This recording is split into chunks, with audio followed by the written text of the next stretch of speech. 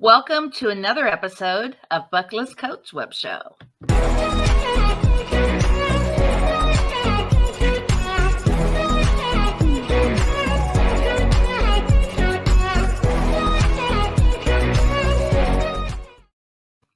Well, hello. This is Cindy, your host over at Bucket List Coach Web Show Live. Make sure you follow me on Facebook, TikTok, and Instagram. And you're going to hit that bell icon by subscribing on YouTube. And if you subscribe, comment, and share this very video, either on Facebook or LinkedIn, I'll gift you a 5-night hotel stay. I cover the hotel and you will cover the tax. So a little bit about the show. This show is all about making the dash. And just in 1 minute, I'm going to introduce you to my friend Annie. You're going to love her story and you're going to love her just like I do.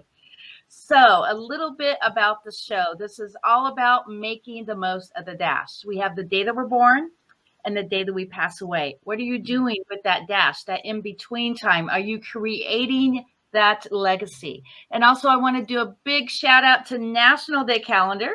Today is Eat a Red Apple Day and National Pie Day. Go to nationaldaycalendar.com and register for the newsletter to get notified of other national days, national months, and national weeks. So today I have my friend Annie. We actually met on a networking group about, 3 or 4 months ago? Yeah, about that, 3 or 4 months ago. Can you adjust your camera a little bit? Sure. Cutting your head off just a little bit. Yeah, we met through the cross group. Yeah, it has to go up, yeah. Right. Maybe, yeah. Okay. Oh, there you go. Much better. Yeah, we met through the cross group networking group, and I really loved your energy and your theme around the Bucket List Coach web show. Love that idea of bucket list experiences, and who doesn't love to share and who doesn't love to listen to bucket list experiences. So that's why I'm here. You have quite a story, don't you? Yeah, I guess I do. Yeah. So let's talk about that today. Sure. So as you probably know, I say that I overcame an incurable cancer diagnosis through the power of travel. And what most people don't know is that I never traveled anywhere when I was diagnosed with incurable cancer. But I used my bucket list experiences to Italy and Ireland in 2011 and tuned into those memories and wanted to really tap into that feeling of wellness. Because that's the reason why we travel in the first place, right? Is to feel good. Is to feel amazing and come home and carry those amazing feelings with us. Because I'm sure that's what you've done as well when you travel, right? Yes, and my story is a little crazy too. I was working over 100 and some hours a week with my previous marketing company. Mm-hmm. And I'm like, this really isn't what I signed up for. And then I took my very first cruise. And then after that, I joined the travel club. And then after that, I became a travel agent. So now I get paid to have that. So yeah, you definitely have to travel. And for people to wait till they retire, there may not be that day that they retire. I mean, something may happen before that. So it's all about experiences, not things, right? Yeah. So true. So true. Yeah. So I'm not sure where you want me to go with this. Let's tell your story of how you got diagnosed, and we can go from there. Okay. Actually, I got diagnosed after a travel experience. I took my adult son and daughter back with me back to Italy and Ireland. That was 2013. And we went on a site inspection tour of both those countries. And we were treated to, top of the world experiences, put together a fabulous tour that we were going to position and market to women. It was going to be really, really transformational. And I would say it was like the pinnacle of what I wanted my career to look like. Hosting these transformational travel experiences. And when I got back, that's when I got news that I had cancer. Oh, And at wow. first, my reaction was, it was no big deal. I just thought, meh, cancer, I'll get over it. Which, most people don't really consider having that reaction. But I just felt like it was my destiny to do these travel experiences. Well, one thing kind of led to another, and I was scheduled for surgery to have the cancer removed from my abdomen, and that's when things went very quickly from bad to worse. Where I woke up from the surgery in the recovery room, and I was barely awake from the anesthetic, and I could see just this figure of my oncologist standing next to my bedside. And in my mind, I was still thinking positively, I was thinking, oh, she's there because she's got good news for me. Can't wait to hear what she has to say. And the first thing out of her mouth was, your surgery was successful, as I knew it was.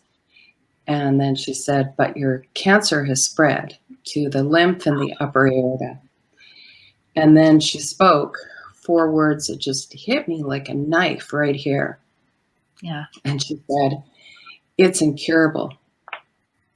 Oh, my Lord mercy. And in my mind, I'm thinking, what? What? With a bunch of swear words. And so I looked at her defiantly and I said, can you repeat that again? And, she had her arms folded like this, and she was looking at me, very fiercely in the eyes. And she said, yeah, it's incurable. And that's it. She walked out of the room and just left me with this big bomb. So the first thing that I did was I called for a nurse to bring me a pen and a piece of paper. And I'm sure they must have thought, what's she going to do? She just got out of surgery. What is she going to write? Her grocery list?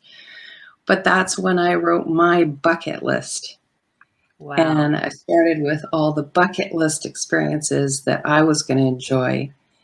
And at the very end of the list was the fact that I was never going to have cancer. It was never going to be part of my reality again. So, I looked at the list and I thought, well, this is pretty audacious. I'm lying on a hospital bed. I don't have my health. I don't have money in the bank account. I've got a big mortgage. I was an entrepreneur. So I had no insurance or anything like that. Like basically I had no resources to make it happen. But intuitively, once I got out of the hospital, what I started to do was think about, when was I the happiest in my life? That was when I was traveling the world, like to Italy and Ireland. That was way back in 2011. Wow. I want to bring those experiences into my experience with cancer, because you probably know that we have a tendency to push off a bucket list experience, right? Mm-hmm. If we don't have the health, we say, when I get past cancer, when I get past heart disease, whatever. And if we don't have the wealth, we say, well, when I get a job, when I get that dream career, like we're always pushing it off, right? We're always postponing the bucket list. Or one day. That's what a lot of people say. One day I can go to Thailand, or one day I could go to Germany. Yeah. Well, you may not have that one day. Yeah. It's and I love how you phrase it. The dart to dash, is that how you said it? Make the most of the dash. make the most of the dash, right? Live your dash. Yes. Live your dash. Yeah. So that's what I started to think about. How can I feel like I'm traveling as I'm going through cancer recovery? And so I didn't have other resources, but I had my imagination. And that's what I started to tap into, was just the power of my imagination. So for instance, when it came to having chemo, I looked at the chairs in the chemo room and I thought, it looks like it looks like I could, if I use my imagination a little, it looks like I could be in a first class seat in on an airplane, right?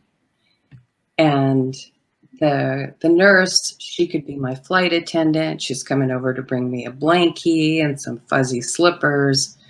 She'll hook me up to the chemo thing, but I could, with my imagination, I could imagine that she's giving me the cocktail, the blanket, the slippers, the cocktail, and I'm ready for takeoff. And I'm going to my bucket list experience on my dream wish list.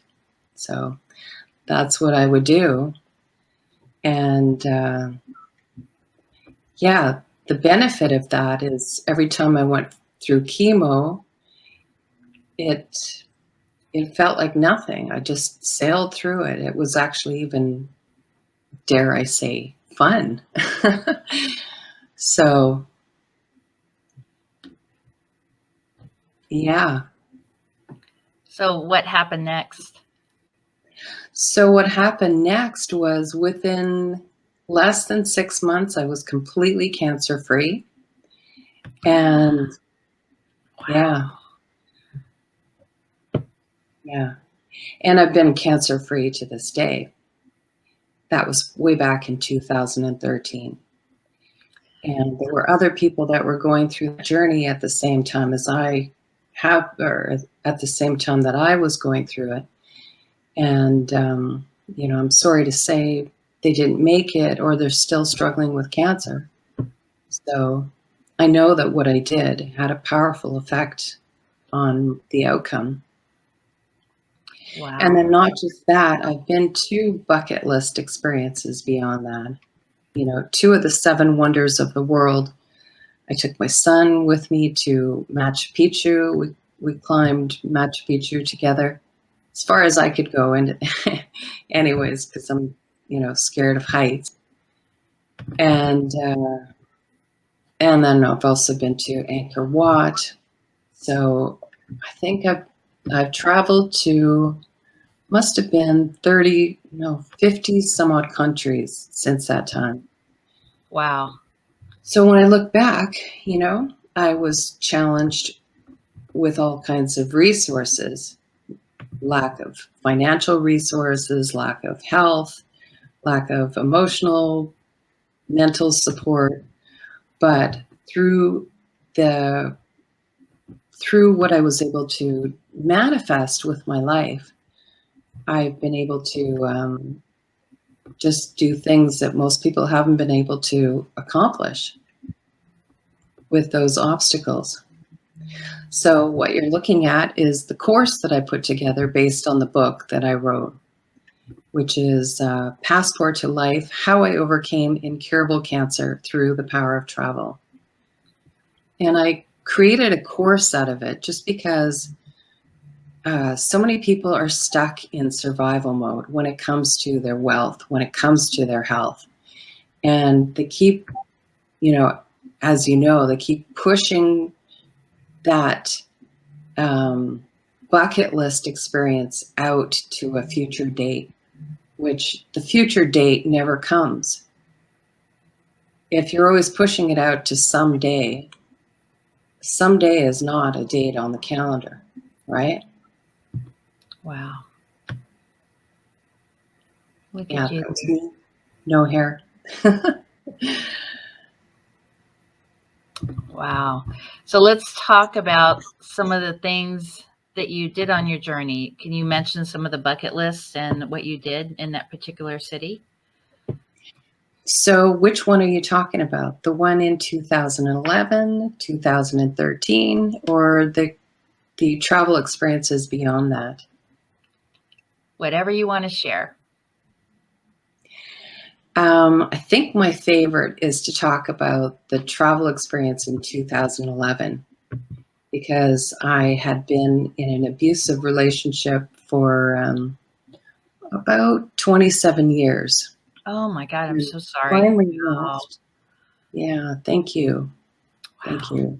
There's lots of people who have gone through, abusive situations like that. So when I left, this travel experience that I went on to, and I went for 6 months, 3 months to Italy, then 3 months to Ireland. And if you can appreciate it, I had never, ever been anywhere on my own before. I had never called my own shots. I had never thought, what does Annie really want to do with her life, right? So I was entering this experience as if I was like this blank slate that was ready to be written on. And so I just drank every moment of it till the last dregs.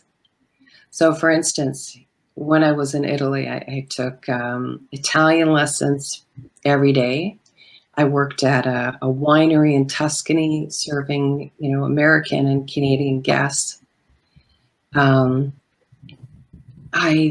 did salsa dance lessons on the weekends and traveled with a salsa dance group who took me to places that I would have never been able to have gone to on my own, hours outside of Florence. And we often did overnight excursions, and typically we would come home at about 4 or 5 in the morning when the birds were coming up. And I barely got enough sleep, but I didn't care. It was just an experience that made my heart sing. Wow. And then when I went to Ireland, I worked in a castle and I wrote stories for the Bunratty Castle. So I don't know if you've been to those places before. I have not. Italy. No? No, it's definitely on my bucket list. I'm actually going to Jamaica next year, and then the following year I'm going to Peru. But I definitely want to go to Europe. I want to do a Eat, Pray, Love, maybe Italy and Bali for Eat, Pray, Love vacation. Yeah. Yeah. Oh, you should. And I've been to Peru. I've been to Bali. Amazing, amazing places. And the people are Did you so do lovely. any culinary tours in Italy or any grape stomping? No, but I want to. Me too. One day, I can't wait to do that. You can't say one day. That's not in your vocabulary anymore. Right. Thank you. Yeah, thank you. Yeah. Wow. Okay, next year, I'm going to do some grape stomping. Yeah. Well, you're welcome to come. Well, once Canada opens up, you're welcome to come and stay with me here in Southern California, because there's an area called Temecula, which is about an hour from where I live. And you can do the cave tours, all this great stuff that there's so much to offer here in Southern California.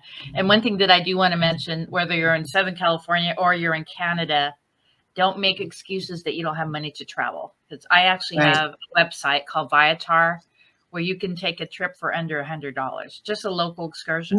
Go to San Diego, go to Catalina, Palm Springs. I mean, there's so many things that we can do on the local level. So never say that you don't have the money to travel, because right in your backyard, there's so much to offer. Yeah, it's so true. Yeah. So true. And I'm sure many people in your audience are entrepreneurs, right? Yes. Yeah. So that's one huge benefit of being an entrepreneur is being able to take your work with you. And when you take your work with you, you can go for 3 months, 6 months, but then you're booking accommodations that you could get for so much less, right? $1,000 a month, for instance, as opposed to $50, $60 per night. Yeah, there's a So, lot out there. yeah. So can you tell me what this is right here? Have you been here? I know it says photo by someone else, but have you Yeah. actually been here?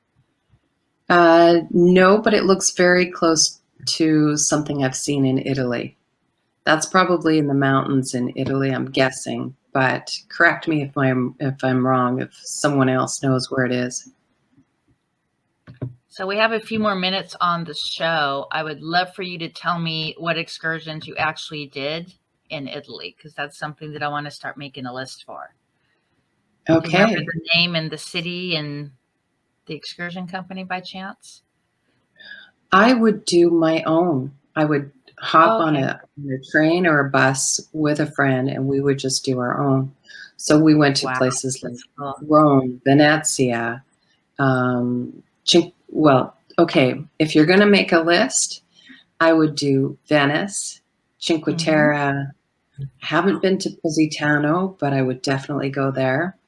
The Isle of Capri. I have been to Naples. That's beautiful. And at the same time, there's a quality of life there that's not as rich and as vibrant, for instance, in terms of wealth, as more wealthier parts of Italy, but it has its own richness. So I would definitely go to Naples, eat the pizza there. It's amazing. Wow. And then, do you aspire to go to Ireland? Well, actually, so my nationality, my mother is Spanish and Mexican, and on my dad's side is Dutch, Cherokee Indian, French, Scottish. Yeah. So I have a friend who lives in Scotland, so I want to go visit him and his family. Yeah. Definitely Ireland. There's just so much in my culture that I need to explore. Oh, for sure. For sure. Well, if you ever go to Ireland, I would put on the top of my list the Hill of Tara in Ireland. Wow. What is that? Tell me about that. It's just a very rich, deeply deeply spiritual experience, especially when you consider your Cherokee roots.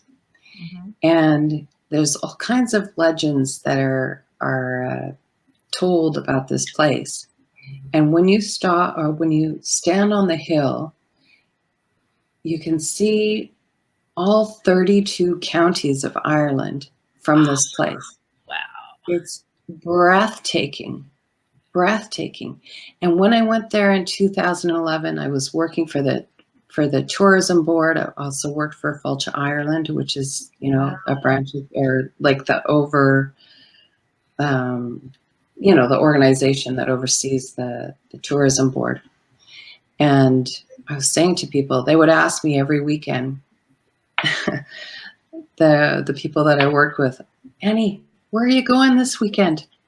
And I would share a place with them, and they would say, "Oh, we've never heard of that."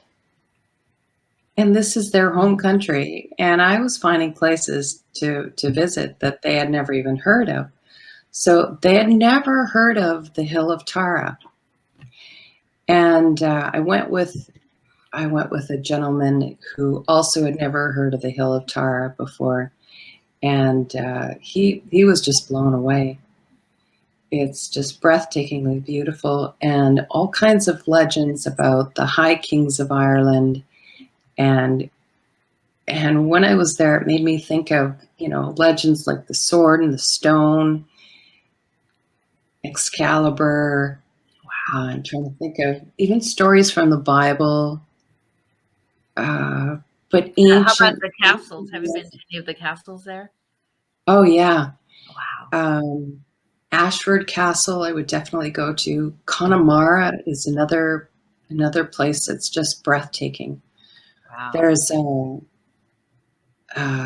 Connemara is like in these treeless hills or mountains, and there's just this stunningly beautiful lake in the middle with this castle that lines the lake. You'll have to look it up. Ashford Castle, Connemara, near Galway in Ireland. Wow. And it's so peaceful and so quiet there. And then at the same time, there's such a rich history, which is also tied to First Nations people, actually, because the Irish were greatly taken advantage of in, I think it was the 18th century. And they did this, they had to do this exodus leaving Ireland from Connemara. And I believe it was the Choctaw Indians that heard about this exodus of the Irish people. And they sent a gift of, I can't remember how much money, to the Irish people in solidarity, of their plight. Because Choctaw Indians, as you probably know, had to go through a similar experience. I think it was called the Trail of Tears. Cindy Lee over at Bucket List Coach Web Show. There we go. I'm going to go ahead and put you in the green room if you hang tight for 1 minute. And then after the show, here probably around 4 or 5 Pacific, I'll edit it and then I'll send you the revised version. Perfect. Thank you. Well, guys, you never know who you're going to meet online. There's so many phenomenal relationships that I've built over the last couple of years going through this whole COVID thing. So definitely connect with Annie. Her information is here in the chat. And if you subscribe, comment, and share this video, I will gift you a 5-night hotel stay. Simply go to 3nightgiveaway.com. And next on the show, I have my friend Chef Jason Marcato. You're going to hear his amazing culinary story. Shaka, baby.